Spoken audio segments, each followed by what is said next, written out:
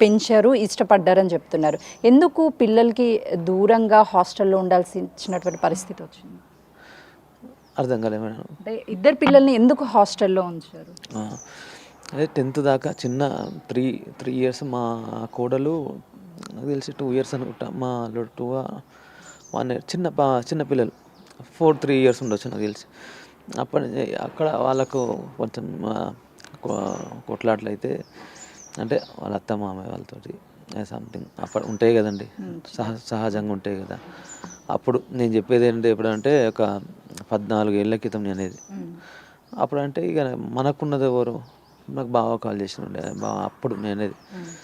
చెరువు రండి అంటే నేనే బావని అప్పుడు నాకు బండి ఉండే 2 వీలర్. బండి మీద మా బావని, మా చెల్లెని ఇద్దరు చిన్న చిన్న పిల్లల్ని తీసుకొని వచ్చినట్టు.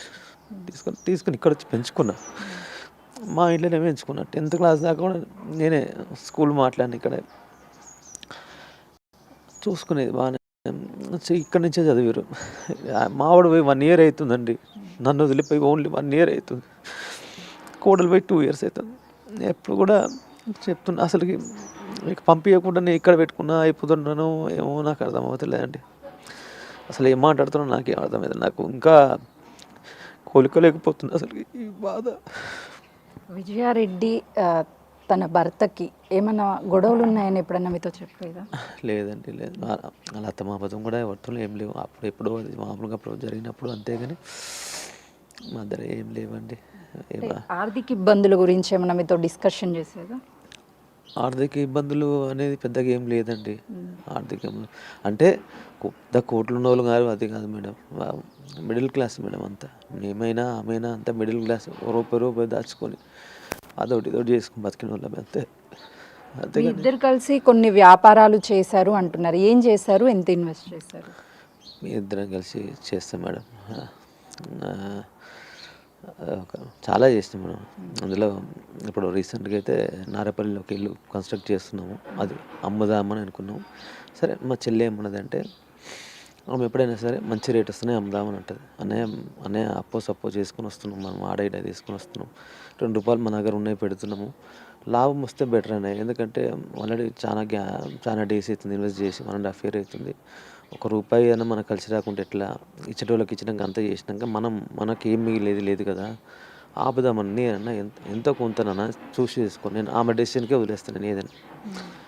అసలు ఈ టాపిక్ కూడా ఇప్పుడు కాదు అసలుకి అనుకుంది. ఎప్పుడో అనుకున్నాం వదిలేసినాం ఇంకా అది. చెల్లె డెసిషన్ మీద వదిలేసినాం. ఎందుకంటే రిజిస్ట్రేషన్ ఆమె పేరు మీద ఉంది కదా! ఏదైనా ఆమె మీదనే ఉంటదండి. నేను మళ్ళీ అందులో నాకు సజెషన్స్ ఇవ్వడమే. ఎందుకంటే నేను చేసేది రియల్ ఎస్టేటే కదా! మంచి పార్టీ దొరికింది, రేట్ వస్తుంది అంటే ఆ టైంలో మాత్రం చెప్తా.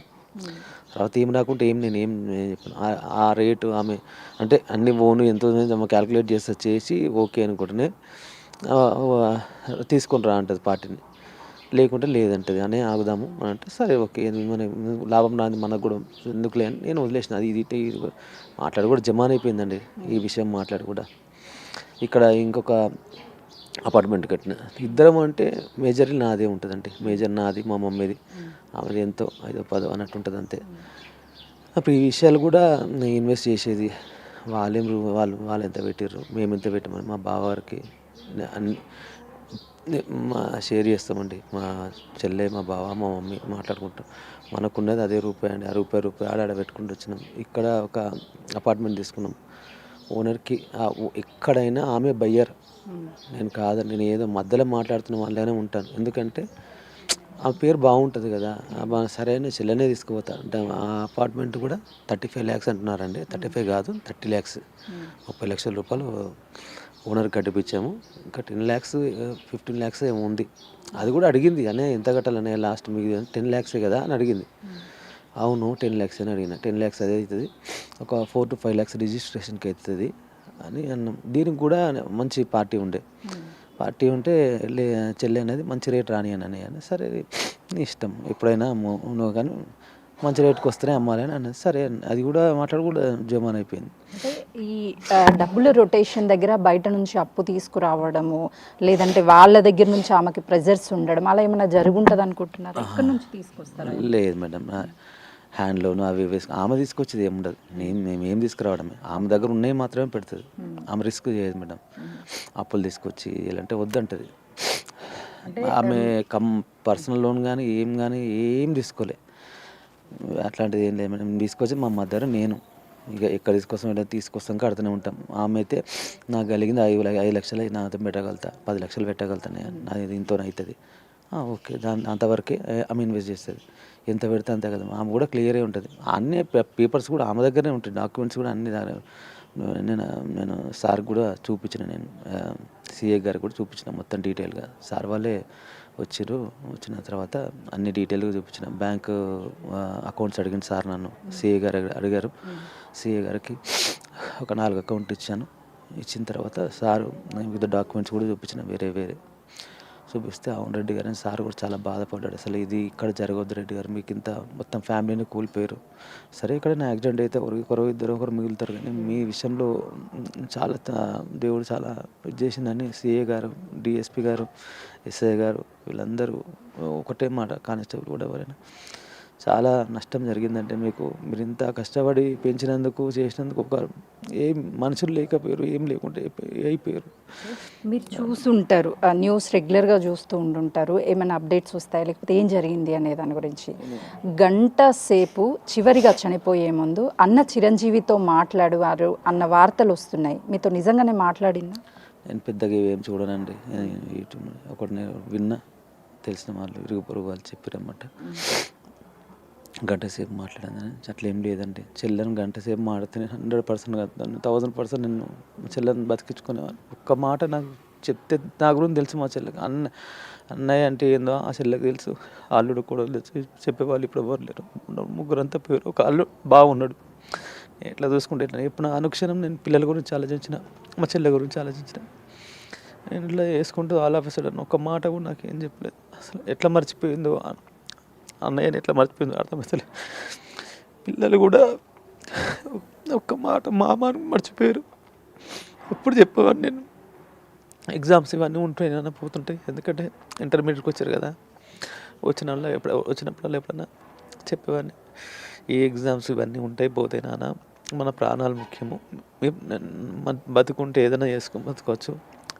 ఎగ్జామ్స్ ఒకసారి కాకపోతుంది 2-3 సార్లు రాసుకోవచ్చు, ప్రాణాలతో ఉండాలి నాన్న.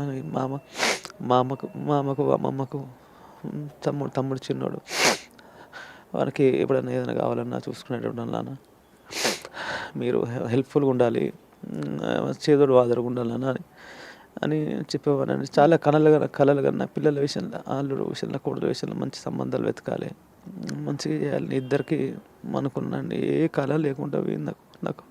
అసలు ఆశ్చర్యం వేయాలి, ఏం చేయాలనేది కళ. తెల్లారితే ఇది కళలాగా మిగిలిపోయి మళ్ళీ మా పిల్లలు మాకు తిరిగి వస్తారని, మా చెల్లె నాకు తిరిగి వస్తారు అన్నయ్య అని వచ్చేది. ఇప్పుడు ఎవరికి ఏం చెప్పాలో మాకేం అర్థం కావట్లేదు. నాకు మా చెల్లె కాల్ ఏం చేయలేదండి. చివరిగా ఎప్పుడు మాట్లాడింది, ఏం మాట్లాడింది, ఏం జరుగుతాయి మీ మధ్య డిస్కషన్? మామూలుగానే మాట్లాడింది. చెల్లె వస్తే ఇంటికే వస్తుంది, ఇంటికి వచ్చి మాట్లాడు ఉన్నాడు కాబట్టి డిమార్ట్లో స్టఫ్ తీసుకుంటుంది అందరికీ. మంత్లీ ఒకటేసారి చిప్స్ అనుకోండి, చాక్లెట్స్ అనుకోండి, అంతా 3 ప్యాకెట్స్ తీసుకుని, ఇక్కడ పెద్ద ప్యాకెట్, అక్కడ ఒక పెద్ద ప్యాకెట్, అక్కడ ఎందుకంటే మంత్లీగా సరిపోయేటట్టు చూసుకుంటుంది. అంటే చనిపోయే ముందు ఎప్పుడు మాట్లాడింది? చనిపోయే ముందు అంటే పోయిన ఆదివారం అనుకుంటండి, అంతకుముందు పోయిన ఆదివారం మాట్లాడింది. తీసుకురమ్మన్నది, ఇట్లా అదే చేపలు అవి తీసుకురమ్మన్నది. అంతకుముందు నాకు కుదరలే, పోయిన సండే నాకు కుదరకుంటే ఆ రోజు నేను లేట్గా లేచిన. సండే 7 వరకు తీసుకురానే, ఎందుకంటే పనులు ఉంటాయి కదా, ఇంటి పనులు కుక్ చేసుకొని తీసుకెళ్ళాలి పిల్లలకి. నేను చూసుకునే వరకు 11 అయిపోయింది. మెసేజ్ పెట్టిన, సారీ నేను పోలేకపోయినా, హెల్త్ బాగలేదు, నాకు జ్వరం వచ్చేట అనిపిస్తుంది ఎందుకో, నెక్స్ట్ సండే అయితే ఎట్లన్నా పోతారా అని అంటే సరే అన్నది. మళ్ళీ పోయిన సాటర్డే నేను అడిగిన, ఇట్లా వెళ్దాం అనుకుంటున్నాను, అడిగినావు కదా పిల్లలకు తీసుకొస్తా అంటే సరే అన్నయ్య అన్నది. సరే అన్నయ్య అని నేను వెళ్ళి అక్కడికి నేను 4:30 ప్రాంతానికి నేను వెళ్ళిన, రామ్నగర్ గుండు దగ్గర. కరెక్ట్గా చెల్లెకి ఇచ్చేసిన. చెల్లె బయటకు వచ్చింది, తీసుకొని తీసుకొని పోయి చూసుకొని మళ్ళీ ఫోన్ చేసింది. అరే ఏంద్రా ఇందులో అన్ని బొక్కలు ఉన్నాయి, అది కొరమేనా కాకపోతే కొరమేన చిన్నగా ఉంటుంది, అక్కడ పెద్దవి తీసుకున్నాను. పెద్ద దొరికితే తీసుకొని ఆమె డౌట్ వచ్చింది, ఈ చిన్నయా పెద్దగా కనిపిస్తున్నాయి, ఇది మామూలు చిన్నగా ఉంటాయి కానీ పెద్ద చేపలు తీసుకున్నాను, బొక్కలు తక్కువ ఉంటాయి కదా అవి ఇవి అంటే. అవునా, ఏమో అదే చేపనా అన్నది. అదే చేపనా అన్న, చూసుకో అన్న. అంతే అండి, అంతే. మీరు ఇంత ప్రేమగా మీ చెల్లి విషయంలో, మీ